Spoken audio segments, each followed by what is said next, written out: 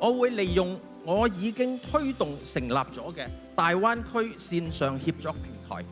聯繫更多唔同地區、唔同行業嘅企業，推動更多嘅行業同埋年青人透過呢個平台尋找更多嘅機遇，進而融入大灣區，融入國家發展大局。我希望將呢啲經驗同埋想法帶入立法會，從政策、法律層面加以配合同埋強化，能夠將地區民意民情化作政策嘅倡議，令到政策可以落地貼地，係我最重要嘅經驗。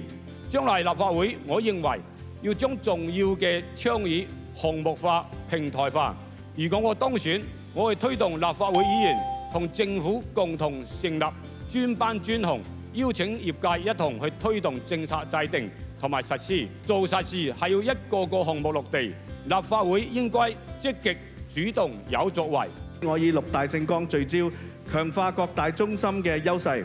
融入大局，加快藥械科研應用，打造生命科技產業鏈，教科人才服務一體化發展，深化基層醫療系統公私合營 AI 健康加嘅應用，優化社創項目、生育樂齡科技應用長者服務，優化服務經濟魚龍可持續科技發展，勞工職安健安全，培育青年起身心靈嘅健康嘅支援平台。我轉戰選委界，希望完成另一張藍圖，就我哋民建聯10大平台之一海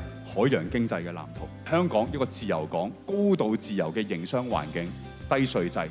非常適合國家成為櫥窗嘅效應，聯通國際，將我國家優質嘅產品推向世界。喺未來呢，我希望香港嘅市民繼續支持我哋民建聯呢喺多方面嘅平台發展。而我最重要嘅目的，我哋發展經濟唔係為咗賺錢咁簡單，我哋係為咗改善民生。香港嘅老人人口呢，亦都係我哋需要所關注嘅。